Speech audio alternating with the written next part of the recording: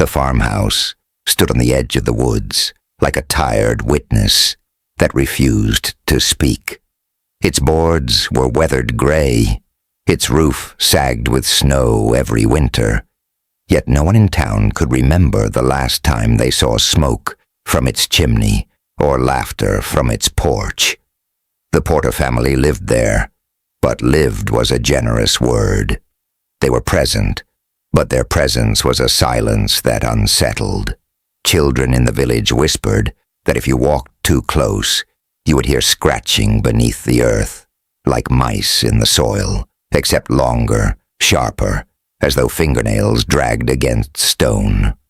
Adults dismissed it, yet even they hurried past at dusk. What gnawed at everyone most were the cellar windows, always boarded, always nailed tight, with planks that seemed replaced again and again, as if something inside had pushed too hard to come out. The house gave no reason for alarm by daylight. Its fields were meager, its fences crooked but intact, its livestock kept in a narrow pen. On Sunday, Ezra Porter would walk into town, hat low, eyes fixed on scripture, his gait slow but deliberate. He greeted no one, and no one expected it. His wife Mary sometimes followed, face drawn, hands gloved even in the warm months. They appeared proper enough, severe but not unusual for a rural family hardened by northern winters. Yet what lived beneath that house breathed differently. The stillness of its cellar seemed to pulse like a second heart, feeding off the silence above. Neighbors swore they never saw a child cross the Porter fields. No games in the grass, no laughter carried on summer wind. A family with no visible children should have been ordinary, but there were whispers that births had happened there. Mary's body bore the exhaustion of someone who had carried more than once. A midwife in town remembered being called years before, only once, then never again.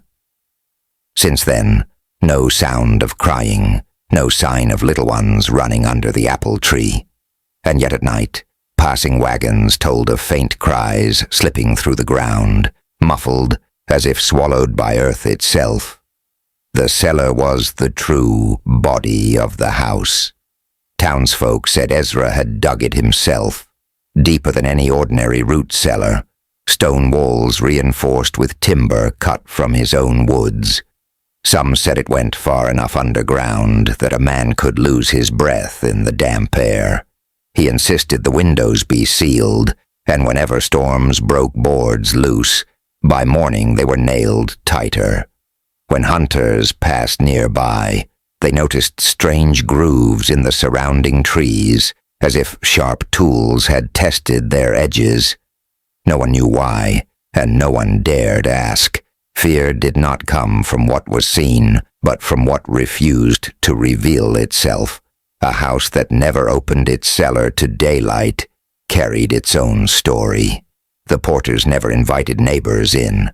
If a caller came to the door, Ezra answered alone, his voice firm, his stance blocking the inside like a barrier.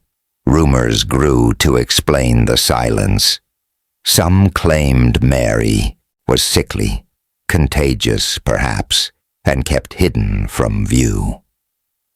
Others whispered that Ezra was a miser who hoarded not money but secrets, and the boarded cellar was his treasury.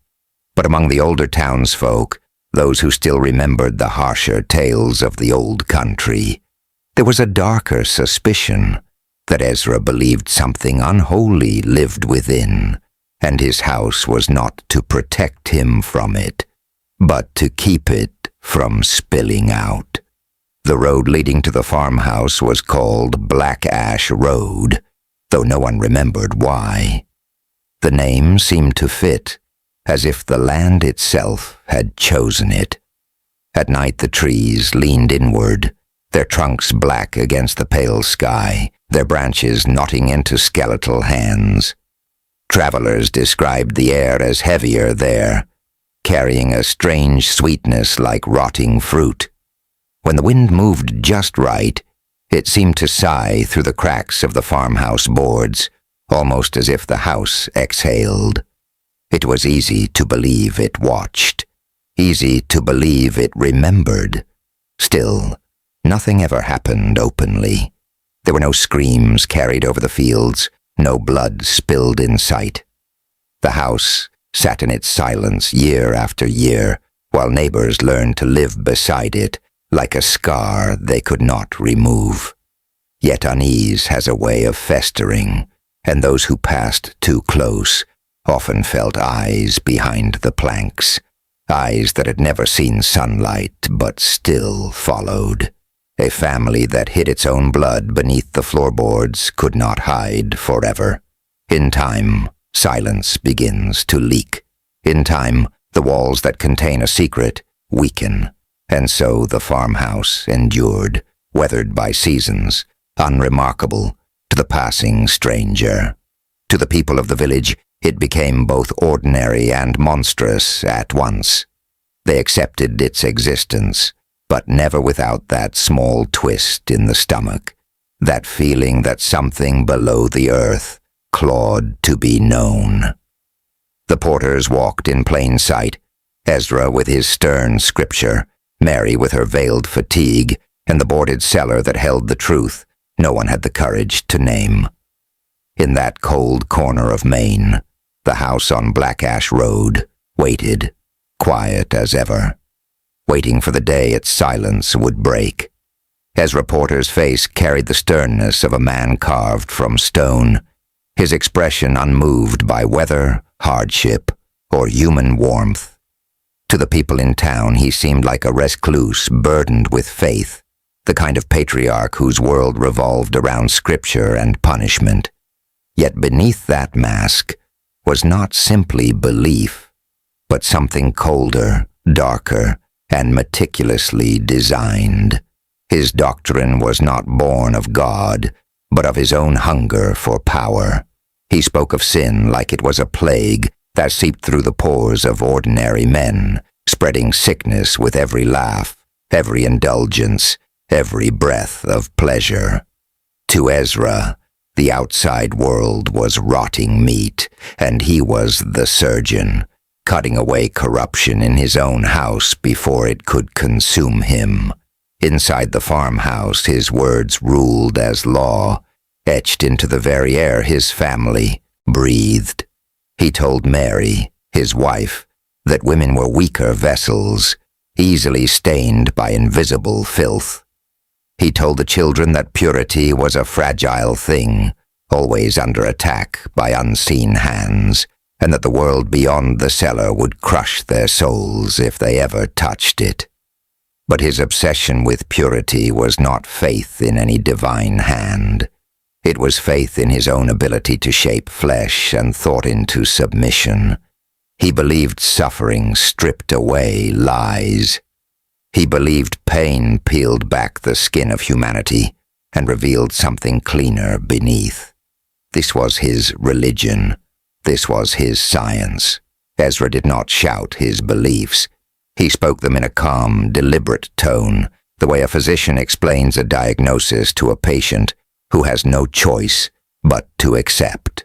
His sermons to his family were steady, measured, almost gentle, but the gentleness made the cruelty sharper. A father's voice should carry warmth, but his voice was the chill of stone in a crypt.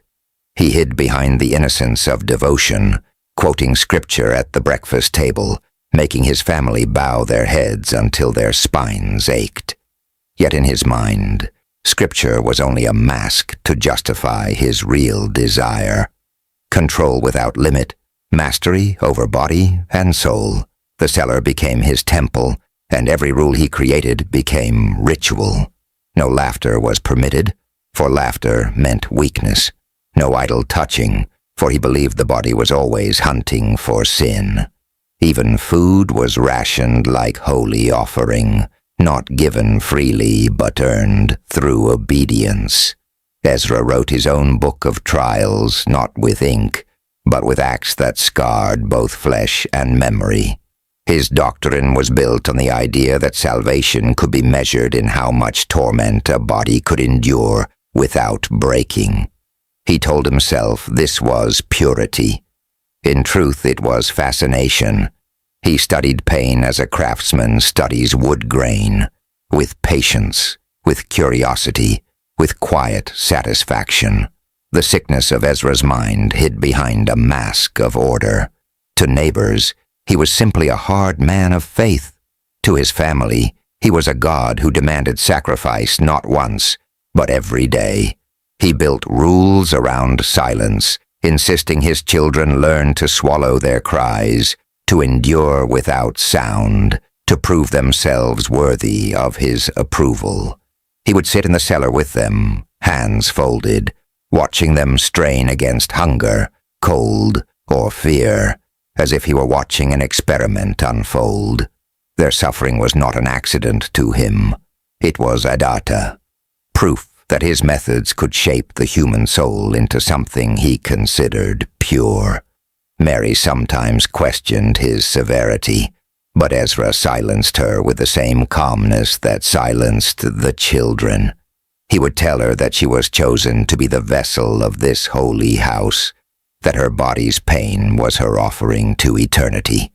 To resist him was to resist God. And in her silence, he found validation. The longer she obeyed, the more convinced he became that his doctrine was unshakable truth. Ezra kept journals, though never shown to anyone. In them, he recorded not prayers but observations, how long it took for hunger to weaken a child's will, how many hours in darkness made them hallucinate shadows, how their skin reacted when bound in damp cloth for days. He wrote of these things not as crimes but as discoveries, small victories in his quest to master suffering. The words were clean, almost clinical, written in neat lines that revealed how methodical his cruelty had become. He believed the outside world was poisoned by sin, but deep inside, what he truly despised was freedom. Freedom of thought, freedom of laughter, freedom to live without fear. He crushed it under his doctrine until his family breathed only his rules, ate only his ration, slept only under his watch. To the town, Ezra was a rigid man of faith. To those trapped within his house, he was an architect of torment, a builder of rituals disguised as religion, a man who turned his home into a hidden experiment of suffering. And yet his mask held. The neighbors continued to nod politely as he walked through town, Bible under his arm. They saw no blood, no screams, no visible evidence of his obsession. His cruelty remained buried beneath the floorboards, sealed behind boarded windows.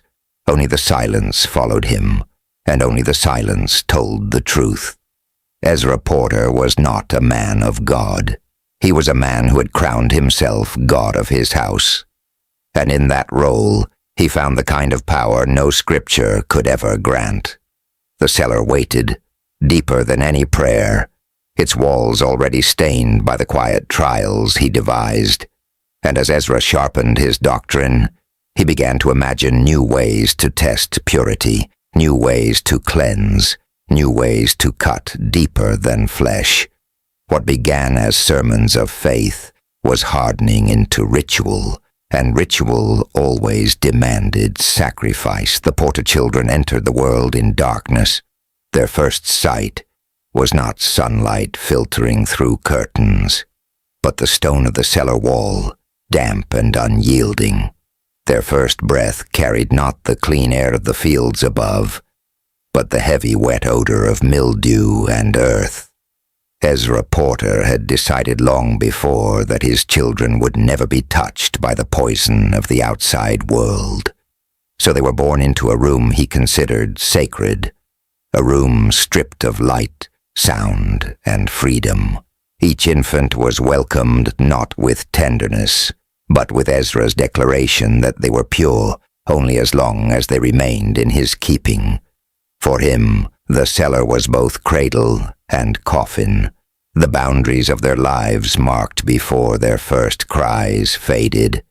They grew in that space like roots buried too deep, their limbs pale, their eyes unprepared for brightness.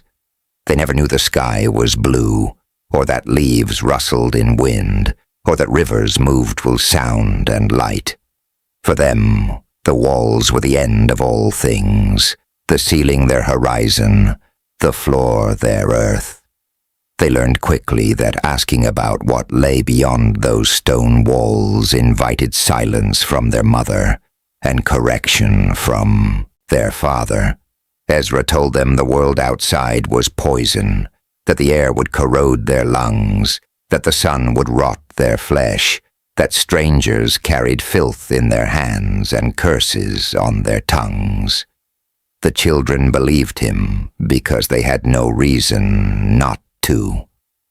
Their world was too small to imagine he might lie. Each day was measured by the voice of Ezra descending the stairs, his boots steady against the wood, his presence filling the cellar like a second gravity. He carried with him the cold order of his doctrine.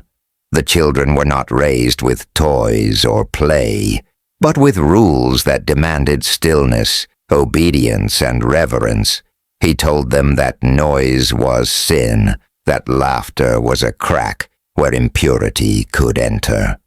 When they cried as infants, he forced silence with long stretches of darkness, punishing even their natural instinct to wail. Over time, their voices weakened, their cries dulled to whimpers until eventually they learned to suffer without sound. Ezra called this strength. To the children it became survival. Mary kept them alive with what scraps she was allowed to give.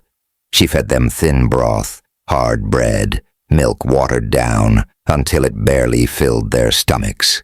Their bodies grew fragile, their bones sharp beneath skin that turned waxen from lack of light. Their eyes adjusted to shadows, pupils wide like creatures born underground.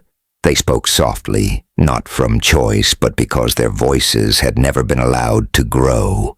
Even their footsteps were measured, as though each one might break the rules their father had burned into their minds. They existed in a kind of suspended childhood, never running, never shouting, never free to be what children are. Ezra watched them with the same gaze he gave his cattle in the field, always observing, always assessing. Their suffering was proof to him that his methods worked. He told himself they were safe, unspoiled, holy in their isolation. But what he truly loved was the control, the knowledge that they breathed only because he allowed it, that their minds bent only in the directions he chose. He called them children of silence, though not to their faces, but in the pages of his private journals where he recorded how many hours they could endure without food, how many days they could go without speaking, how long they could sit in total stillness before their bodies trembled. For him, they were not sons and daughters. They were his sacred specimens. As they grew older, their questions became more dangerous. A faint sound from the world above, a wagon on the road, a dog barking, the wind through branches, would stir something in them that Ezra called weakness. When one child once asked why the world above made such sounds, Ezra dragged him to the center of the cellar and forced the others to watch as he pressed the boy's small hands flat against the stone wall for hours, whispering that the wall was the only world that would never betray them.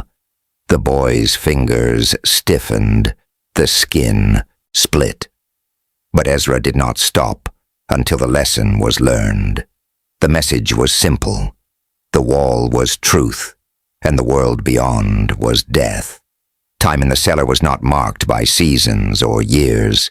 but by the rhythm of Ezra's rituals. He created order through deprivation, teaching them that food came not with hunger, but with obedience, that rest came not with fatigue, but with silence.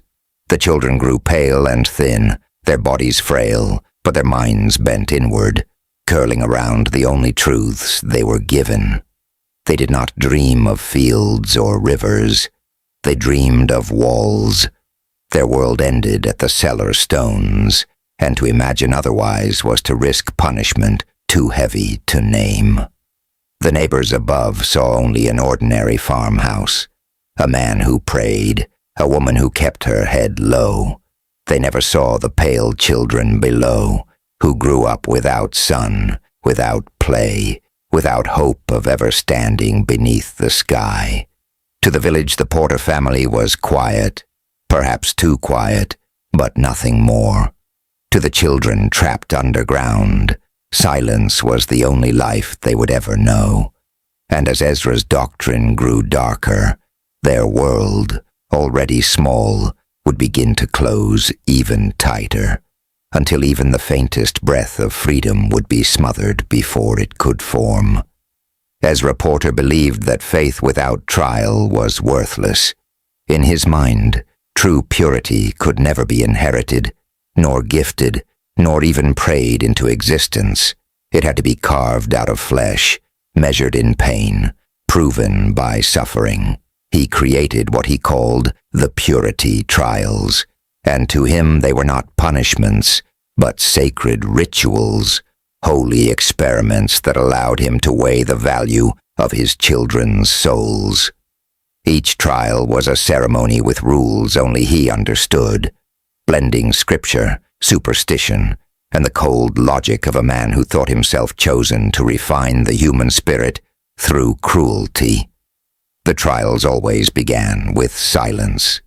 Ezra would descend the cellar stairs slowly, boots heavy on the wood, carrying a candle that flickered against the damp walls. The children knew that silence meant preparation, that food would be taken, water removed, blankets withheld. They knew the cellar would grow colder, their bellies emptier, their throats drier, until the ritual began. He explained to them that hunger was the stomach's rebellion, thirst the tongue's deception, weakness the body's temptation. He told them the only proof of faith was to resist these betrayals, and the longer they endured, the purer they became. Starvation was his first tool. He rationed their meals until their ribs jutted like sharp wood beneath their pale skin. He called it fasting, a cleansing of impurity, but his fasts were never gentle, never holy. Days stretched into weeks of meager crumbs and bitter broth, and he would sit watching their faces sink, their eyes dull, noting carefully which child swayed first, which one fell against the wall, which one continued to stand. In his journals he recorded how, long before their speech slurred, how long before they collapsed, how long before they began clawing at the floor for imaginary food. To Ezra, every fainting spell was evidence, every hallucination a revelation. The weaker they became, the more he convinced himself their souls were being purified. Water deprivation followed. He removed buckets from the cellar, letting their lips crack and tongues swell. He measured their thirst not by their begging, but by their silence. When one child once dared to lick the dampness from the stones, Ezra dragged him to the center of the cellar and pressed his face against the wall until his skin bled. He whispered that thirst was a sacred test, that to drink without permission was to fail God himself. Days of dryness turned their mouths into wounds, but Ezra called it proof of discipline. When one of them trembled and fainted, he did not see danger, only a victory of spirit over flesh. But the ritual that revealed the depths of Ezra's obsession was bloodletting. He fashioned small blades from farm tools, sharpened to points, and used them to cut shallow lines into his children's arms or legs. He explained that the body carried hidden filth in its blood, and releasing it was a holy cleansing.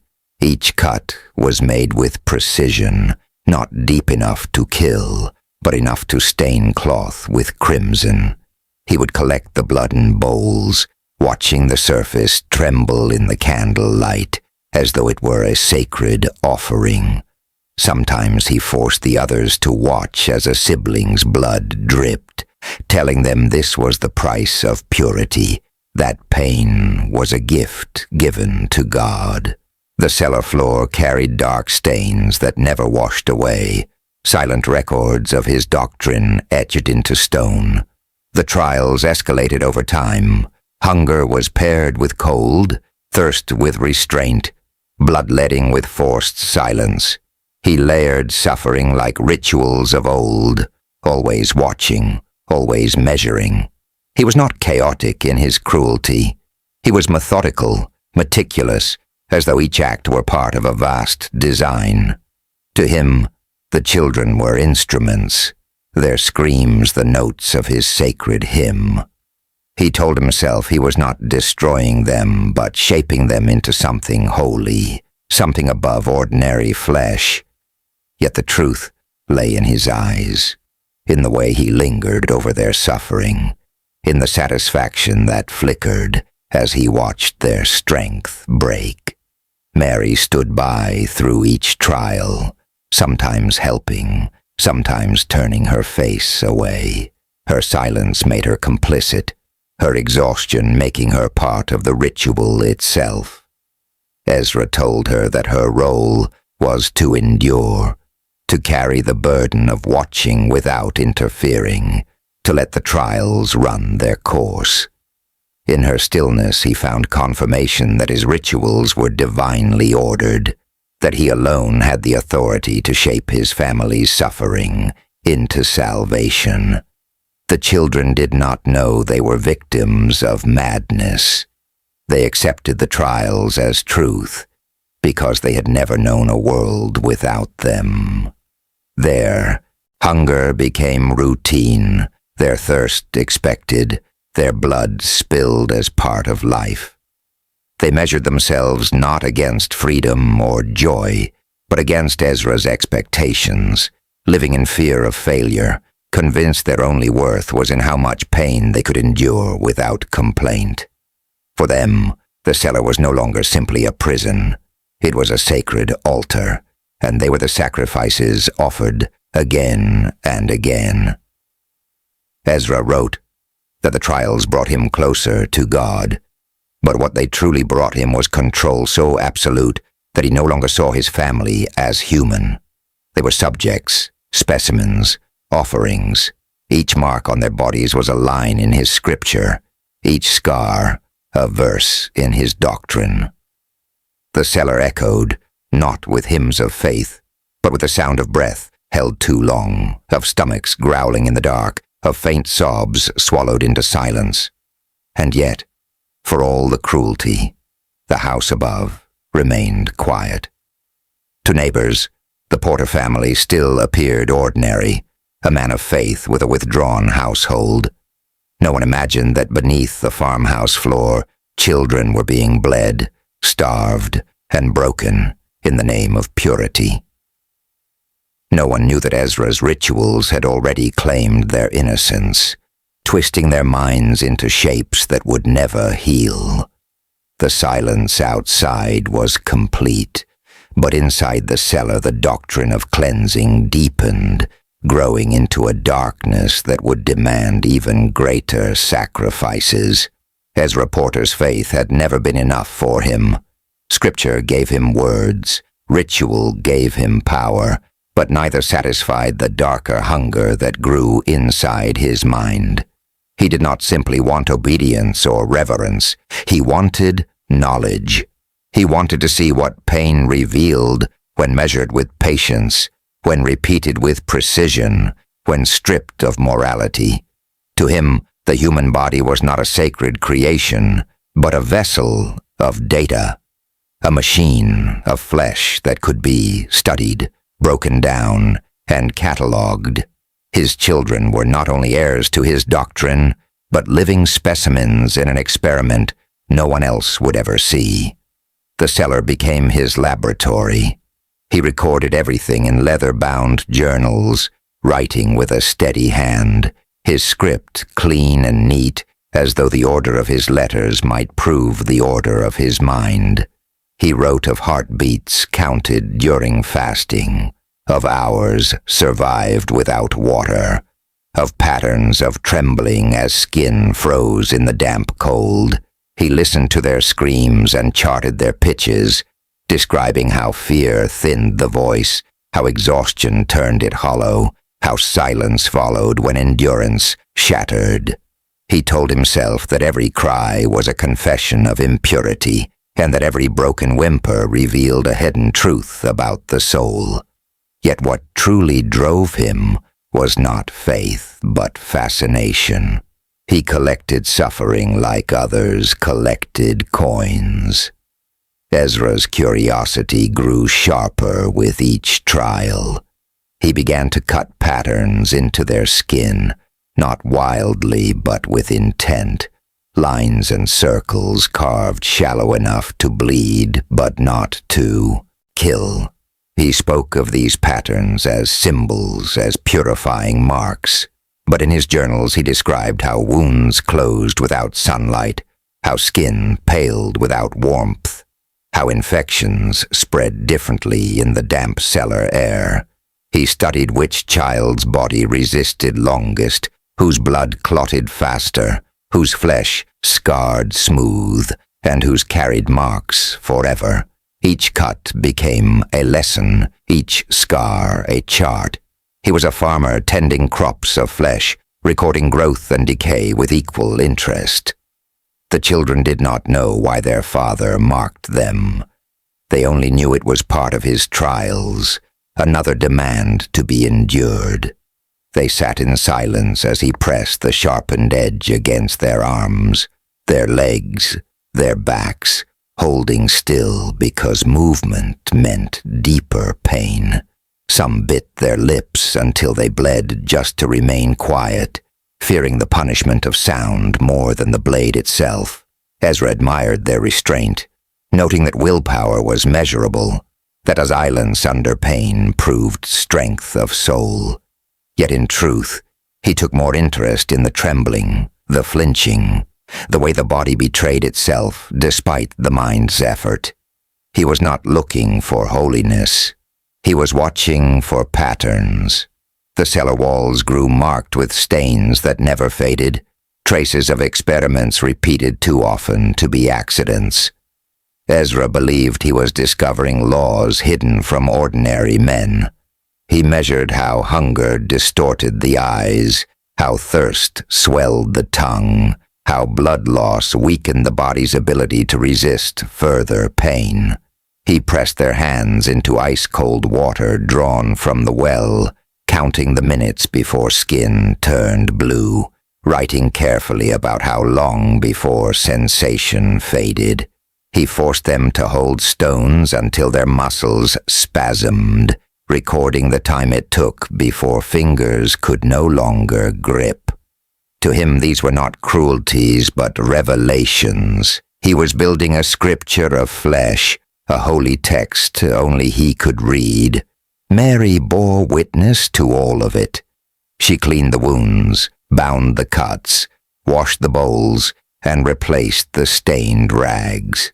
Her silence made her another instrument in Ezra's experiment. Her exhaustion proved to him that the trials had meaning. He told her she was chosen, that she was mother to a generation purified by science and spirit. She nodded because nodding was safer than speaking.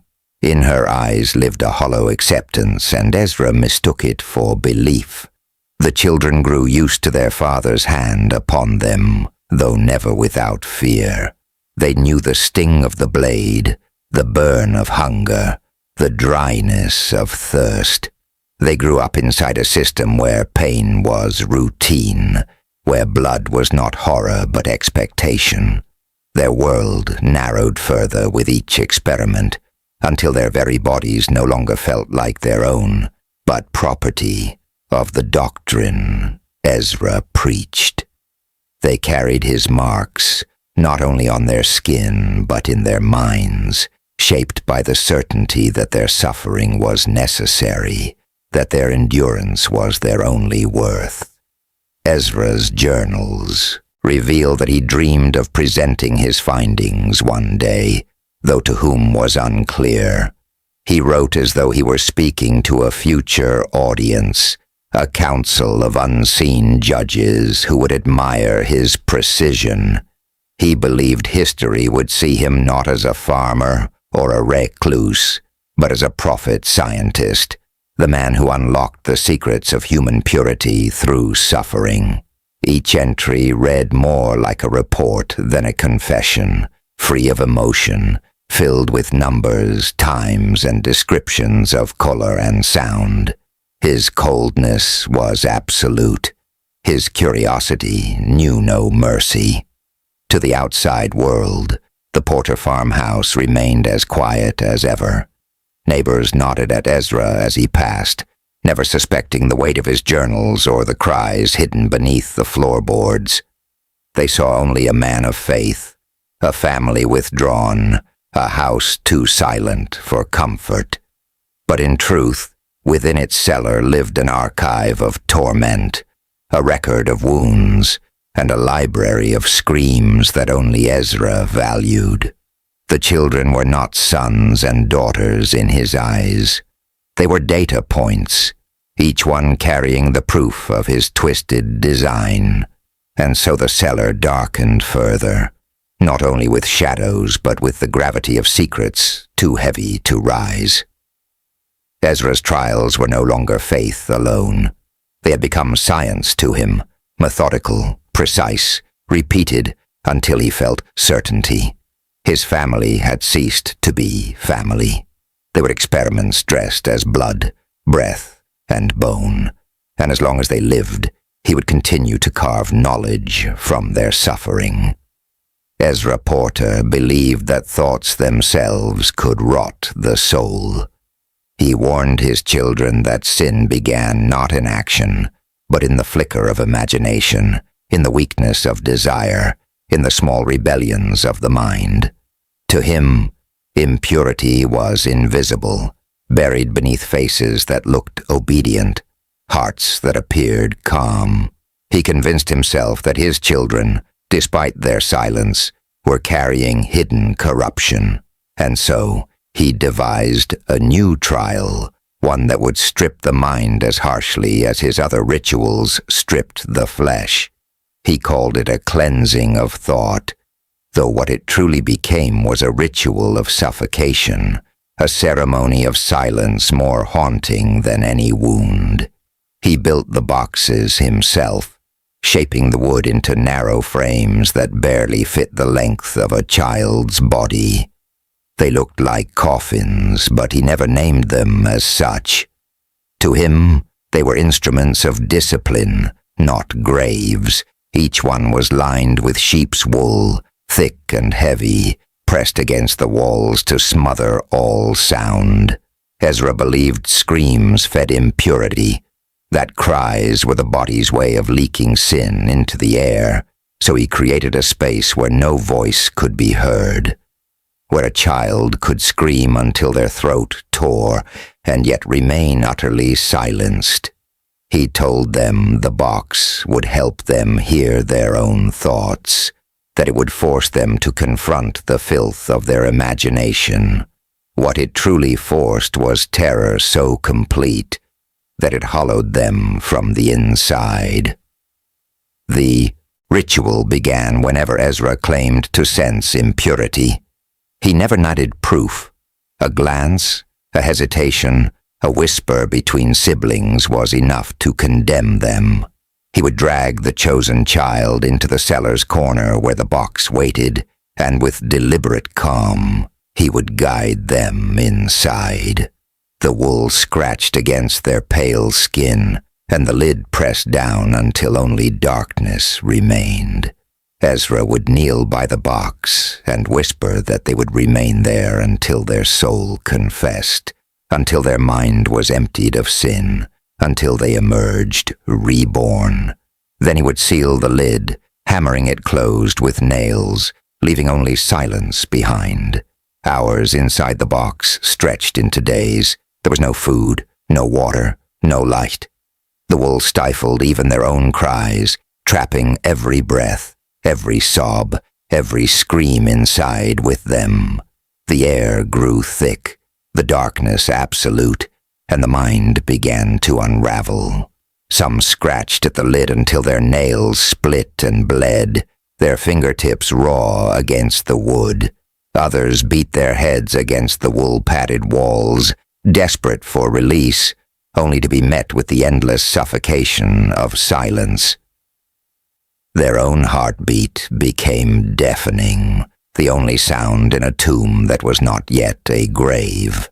Ezra watched the boxes as if they were sacred altars. He marked the days with his steady hand, noting how long each child endured before they stopped thrashing, how long before their sobs gave way to stillness, how long before silence consumed them entirely. He believed the mind could be remade in darkness, that when the body was stripped of every comfort, the soul would emerge clean. Yet what emerged was not purity, but something broken, something that no longer belonged fully to the world. When he finally opened the lids, the children did not crawl out, but spilled like shadows, limbs stiff, eyes glazed. Some shook uncontrollably, their bodies trembling long after release. Others sat perfectly still, staring into nothing, their voices lost even when they tried to speak. Ezra studied these changes with the fascination of a scholar, noting which ones became obedient after confinement, which ones grew distant, which ones seemed to lose part of themselves forever. He told himself these were victories. In truth, he was hollowing his children into shells. The wool muffled more than screams. It muffled identity, muffled memory, muffled the fragile bond that once held them together.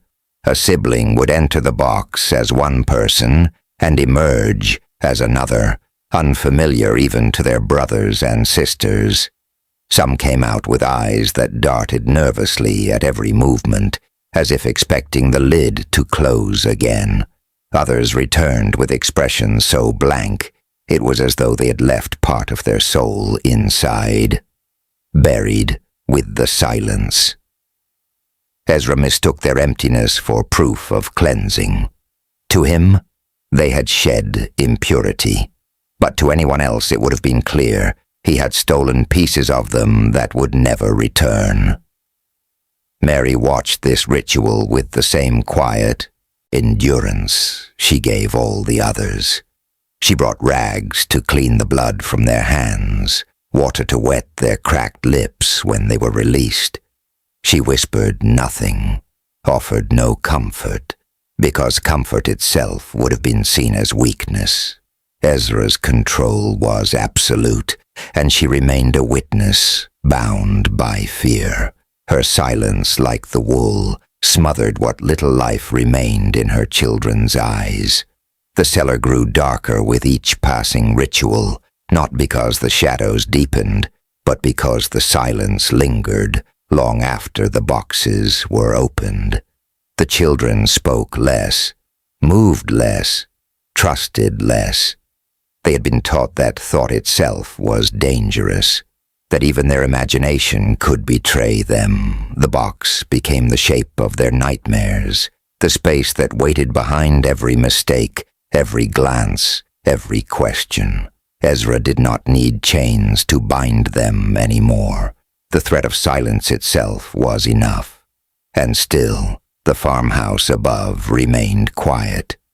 Neighbors saw only Ezra walking with his Bible, Mary with her veil of exhaustion. No one imagined that beneath the floor, Coffins of wool and wood were filled with children who screamed without sound.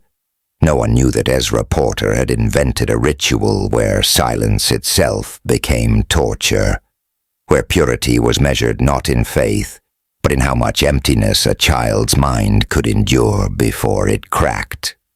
The boxes waited in the cellar, their lids always ready to close again. Ezra believed the ritual perfected his control, that silence proved his children were free of sin. Yet the truth was more sinister. Silence was not proof of purity, but of destruction. And with every ritual of silence, he pushed his family further into a void that even the light of day could never reach. Ezra Porter had grown tired of trials that ended only in exhaustion, silence, and scars. His doctrine, warped beyond faith, demanded more than endurance. He began to believe that purity could not simply be measured, it had to be harvested. To Ezra, the body itself was a vessel holding corruption, and only through ritual death could he strip away what was impure. But unlike ordinary killing, his rituals were designed not to end life suddenly, but to stretch its limits, to pull it to the brink, to force the soul to linger between body and void. He told himself he was testing holiness. In truth, he was fascinated with the line where life dissolved, and he wanted to see what lingered there. The first symbolic killing began with milk. Ezra had always spoken of it as a sacred liquid, the first substance of life, the food of innocence. He filled a basin deep enough to drown in, its surface pale and reflective in the candle light. He chose one of the younger children, explaining that impurity had taken root and must be washed out. He bound the child's feet, hoisted them upside down, and lowered their heads slowly toward the basin. The milk rippled as the child's face entered, bubbles rising as they struggled for air. Ezra held them suspended until their bodies stiffened, their skin turning a cold shade of blue, their limbs twitching. He allowed them to hover at the edge of death, then pulled them back only when silence replaced their struggle. The milk curdled with streaks of blood from their nose, a mixture that Ezra stared at as if it were sacred wine. He believed the corruption had been drawn out, that blood had mingled with innocence, that something holy had been revealed. He did not weep when the child's chest failed to rise. He waited, calm, pressing his ear close until faint breath returned, a shallow gasp, like a soul clawing its way back into flesh. Ezra noted the timing carefully, counting the seconds, watching how long life would resist death before giving way. To him the blue pallor of skin was not terror, but beauty, a visible mark of purity forced through ritual. The child was never the same afterward, their eyes hollow, their body weak, their spirit subdued. Ezra recorded it as proof of success, claiming innocence had been harvested and the body left cleaner than before. But Ezra's obsession grew bolder with the ritual of drowning. Water had always been tied to cleansing, to baptism, but Ezra twisted it into something darker. He filled a wooden trough and commanded another child to kneel before it. With slow determination, he pressed their head beneath the surface, watching the bubbles rise. He did not stop at the first struggle or the second. He waited until the body went limp, until breath was gone, until silence settled like a shroud. Then, just before the point of no return, he lifted the body out, pressing on the chest, forcing water to spill from the mouth. The child gasped back to life, choking, clawing for air, only to be plunged under again. This ritual repeated again and again, a cycle of drowning and revival that Ezra called rebirth. Each time the child was pulled back, gasping, their screams broken, their strength weaker, their eyes more vacant. Ezra explained to the others that impurity was stubborn, that it clung to flesh like rot, and that only repeated drowning could wash it free. In his mind, death was not an ending but a tool, and he wielded it with the calm precision of a craftsman. He wanted to see how many times life could be extinguished and rekindled before it failed completely. He wanted to know if purity was finally achieved in the instant when a soul hesitated on the threshold. The drowned child no longer spoke after the ritual ended. They sat in silence, rocking slightly, their lips pale, their gaze lost in shadows no one else could see. Ezra considered this proof of cleansing, noting that the child had shed the burden of speech, that their silence was holy. He did not see the brokenness, only the absence of rebellion. To him, this was the perfect outcome. Mary watched these killings with eyes that seemed emptied of all fight. She wiped the bloodied milk from the floor, wrung the soaked clothes of the drowned, and carried bowls of water to wash what was left. Her silence fed Ezra's conviction, for he mistook her fear for faith. Each time she obeyed, each time she cleaned the traces, he told himself she believed as he did, that these rituals were divine rather than monstrous. Her complicity was his shield, and he wrapped himself in it. The other children understood the truth in ways Ezra never could. They saw that death was no longer a threat, but a ritual their father welcomed. They saw that innocence was not protected, but destroyed, harvested like grain cut down before it ripened. Their lives became measured not in years, but in how long until the ritual came for them. Every breath carried dread. Every silence weighed heavy. Every night ended with the question of who would be chosen next. Ezra filled his journals with observations, cold and exact. He wrote of skin turning blue, of the curdling of milk, of lungs filling with water, of heartbeats slowing then surging again. He never wrote of fear or screams. He erased the humanity of his victims, reducing them to records of endurance and decay. In his pages, they were not children but subjects, evidence of his doctrine. His handwriting remained neat, controlled, unshaken, a reflection of the calmness with which he wielded horror. The cellar floor grew heavier with every ritual. Its stones carried the memory of bloodied milk, of water spilled from trembling lungs, of bodies that had walked back from death but never truly returned.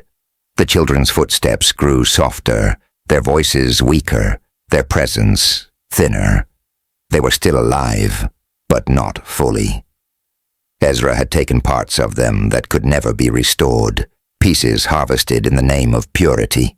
Above the ground, the farmhouse remained unchanged. Neighbors saw Ezra in town, steady and composed, his Bible in hand, his face unreadable.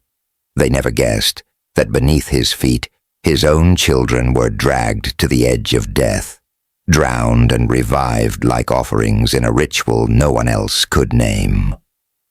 The silence of the porterhouse remained intact, but inside the cellar the harvest of innocence was well underway, and Ezra Porter showed no sign of stopping.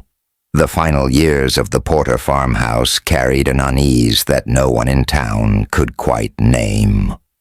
By then, the family was spoken of only in whispers, not for what was seen, but for what could not be explained. Neighbors who walked near the property began to notice changes in the fields. Livestock that once grazed quietly were found dead, their throats opened not by wolves or weather but by blades. Yet it was not the killings themselves that disturbed the townsfolk. It was the arrangement. The bones were gathered and placed in deliberate circles. skulls, set facing inward as though summoned to witness some silent ritual. The ground within those circles was flattened, trampled by feet that left no pattern but intent. Some believed it was witchcraft. Others said Ezra was warning the world not to trespass. Whatever the truth, it was enough to turn even the curious away. The farmhouse itself grew darker, its windows shuttered tighter, its doors barred against even the faintest intrusion. Smoke no longer rose from its chimney, though sometimes faint candlelight glimmered in the cracks after midnight, only to vanish before morning. Those who passed at night swore they heard low sounds from beneath the earth, not cries but chants, a rhythmic hum that seemed to rise from the soil itself. The air around Black Ash Road grew heavy, and even animals resisted crossing it. Dogs pulled against their leashes, horses balked at the path. The land itself seemed to reject what lived inside that house. Then one day, the family was gone. No one saw them leave. No wagon tracks marked the dirt road. No belongings were removed. No neighbors recalled goodbyes. The house stood sealed, doors locked from within, cellar boards nailed until the wood split. It was as though the family had vanished into the very earth. At first, the town chose silence, relieved rather than alarmed. For years, they had felt the Porter family carried something cursed, and their disappearance seemed a dark mercy, a problem removed without confrontation. Yet as days turned into months, curiosity gave way to dread. Where had they gone? What had happened inside those walls? The braver townsfolk who ventured near found only the remains of livestock bones scattered in the fields, their circles broken by wind and rain. Inside the barn, hay lay untouched, tools rusted, as if no hand had worked them for seasons. The farmhouse door resisted entry, locked from within as though guarding something that no intruder should see. When one man pried at a cellar window, he found it layered with nails, sealed so tightly it seemed not meant to keep something out, but to hold something in. The silence that pressed from inside the house was suffocating, as if the air itself carried the memory of screams too long buried. Rumors spread quickly. Some said Ezra had taken his family into the woods for a final ritual, sacrificing them to whatever god he worshipped in secret. Others whispered that the earth had swallowed them whole, the cellar collapsing into a grave that no one dared dig. A few believed they had fled, though no one could say where, and no records of them appeared in neighboring towns. It was as though they had been erased, not by choice, but by something greater than themselves. The house remained standing, its boards aging, its paint peeling, its roof sagging. For decades, it became a husk on the edge of the woods, avoided by travelers, feared by children. No one bought the land, no one moved in. Black Ash Road grew over with weeds, the farmhouse left to rot. But still, no one dared break its seal. Even the bravest hunters avoided its cellar, for the boards nailed across its doors looked less like repair and more like warning. The silence inside remained unbroken, heavy, waiting. The Porter name faded from the town's records, spoken only when the old ones recalled the strange family who once lived on the edge of the woods. But the farmhouse lingered like a wound that refused to heal. It stood as a reminder of something unfinished, of a story cut off before its end. And though the family had vanished without trace, their presence clung to the place they left behind.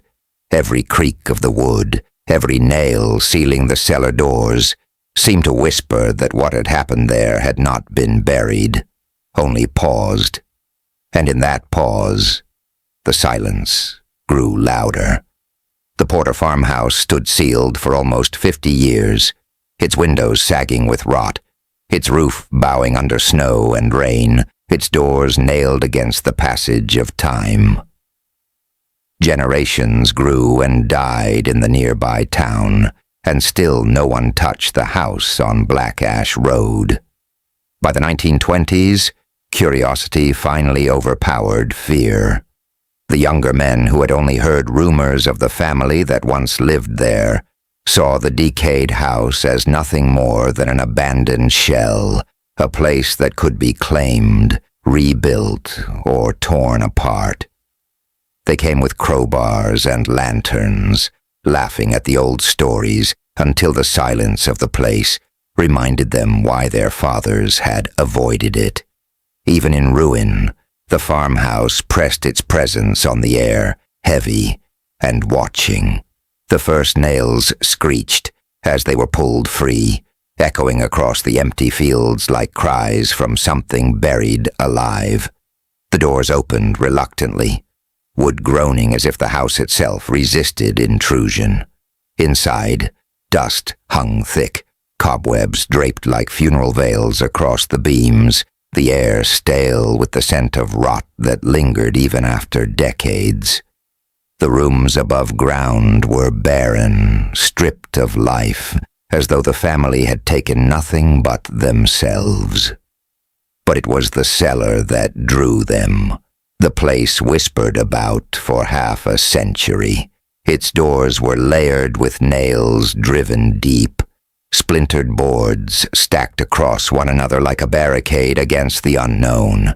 Breaking them apart took hours, every strike of the hammer shivering through the silence. When at last the final board gave way, the men pulled the doors open and breathed air that seemed not of the world above.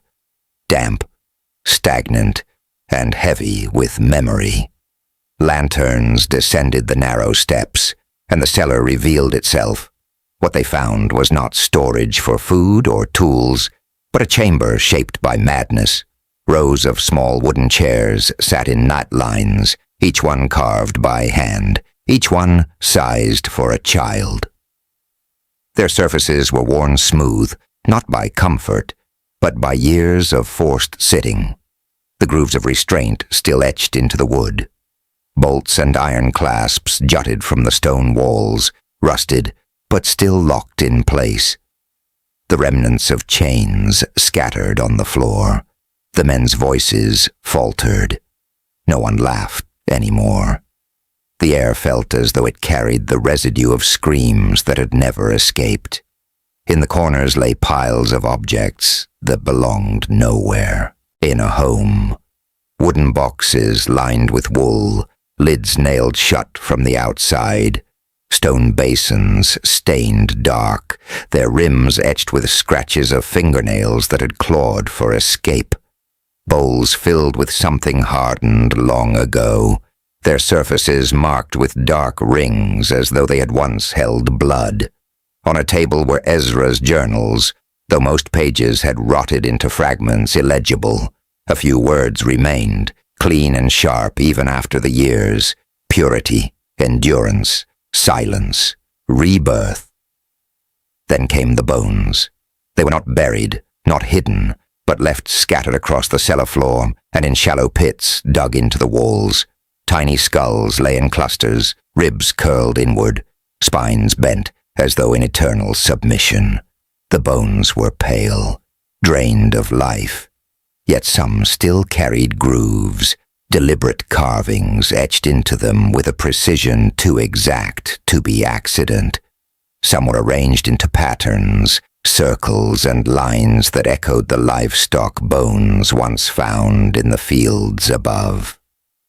The children who had never lived beyond this cellar were still there, their remains locked in the same silence that had swallowed them decades before.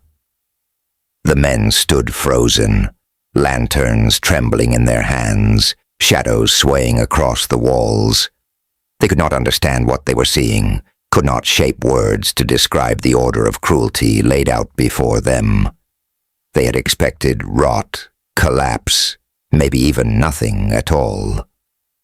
Instead, they found proof of every whisper their fathers had spoken, proof that the Porter family had never simply vanished. They had been consumed by the man who built this chamber of ritual. The air seemed to thicken as they lingered, as though the cellar itself resisted their presence.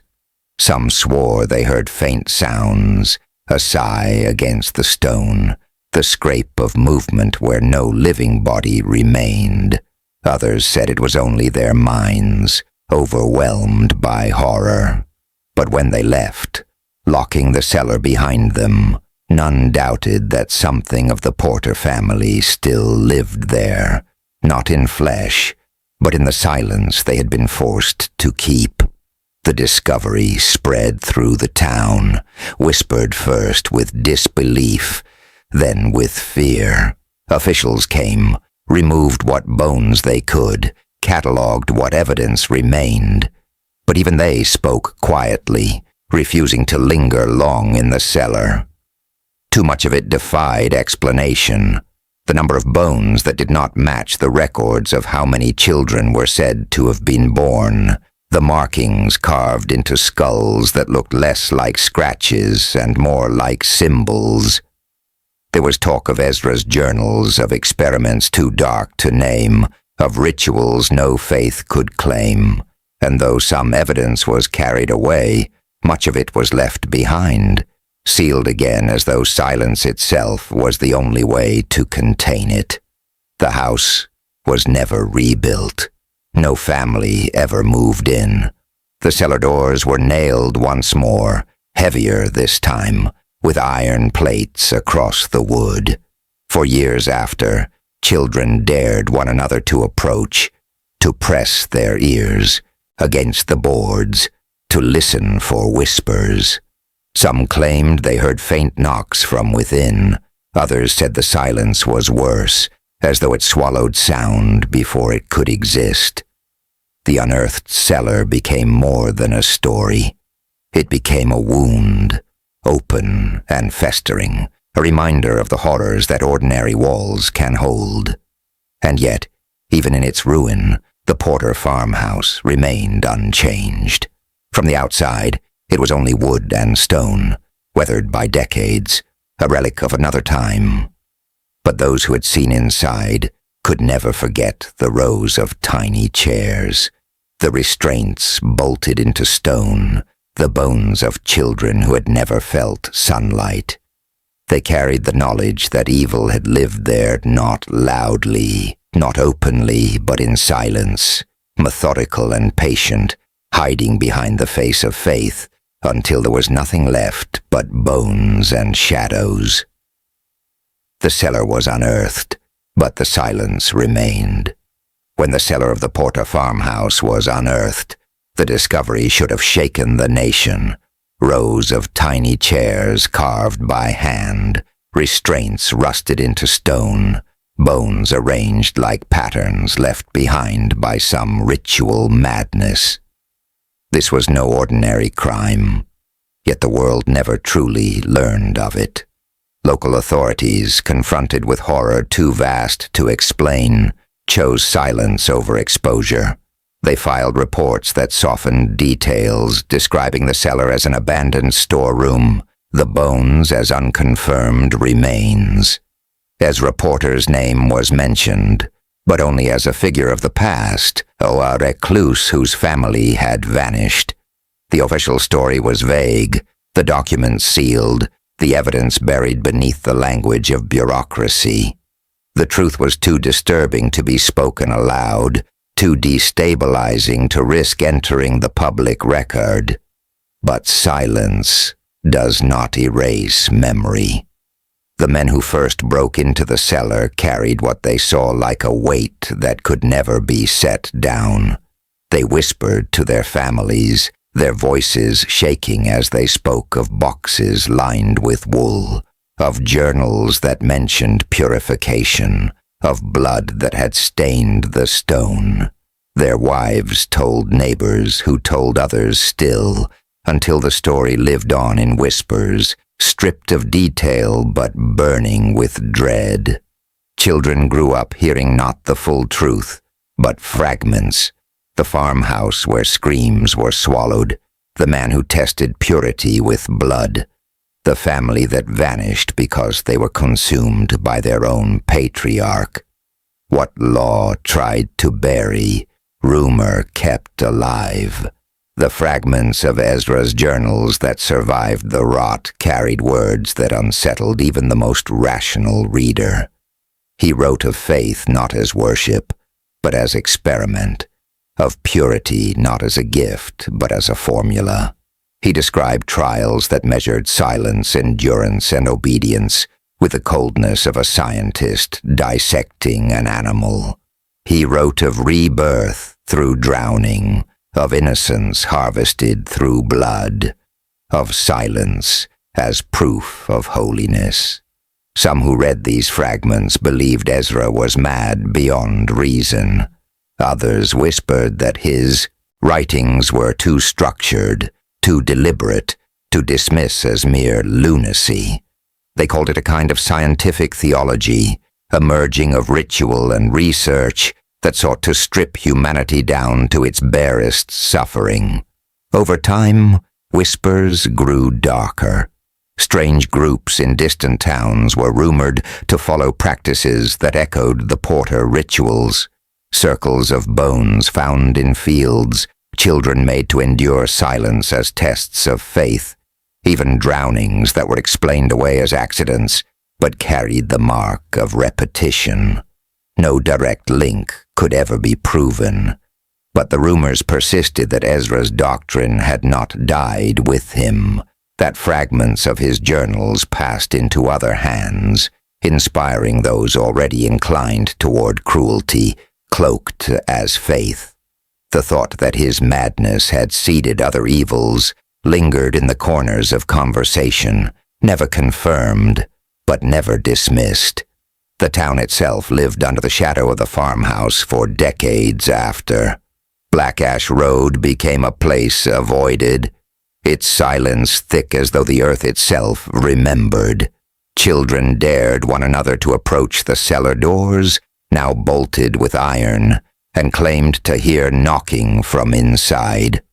Adults warned them away, but carried their own unease, knowing the ground beneath that house was filled with bones.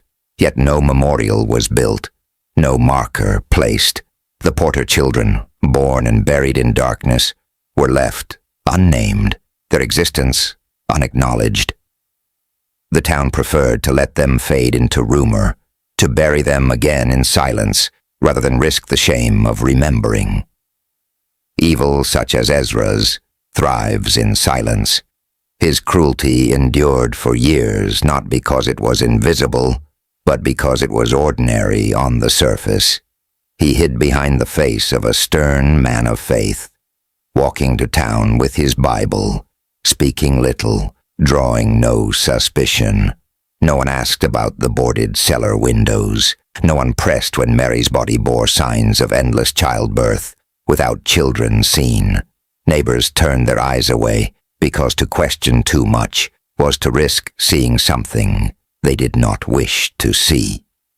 And so Ezra built his kingdom of suffering behind walls that looked no different from any other farmhouse.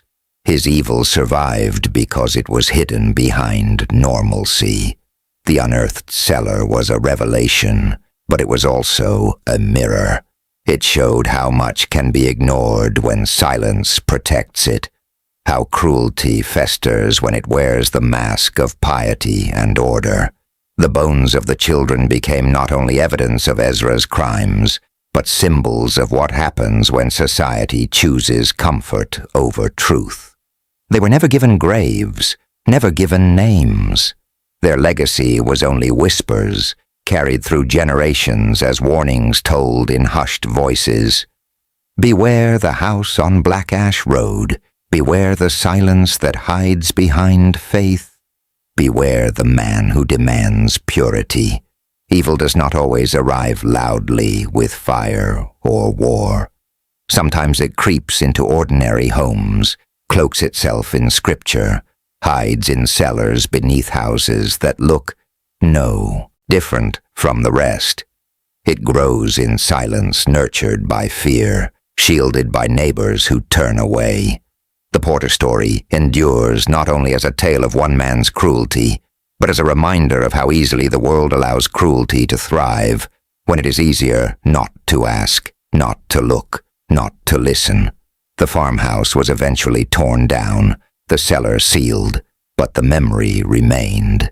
Even in silence, its story asked a question no one could answer. How many others have built their rituals in secret, behind doors no one dares to open? The Porter family vanished, but their silence still lingers in the imagination of those who hear the story. It forces us to ask the question aloud. What do you think? Could this happen again?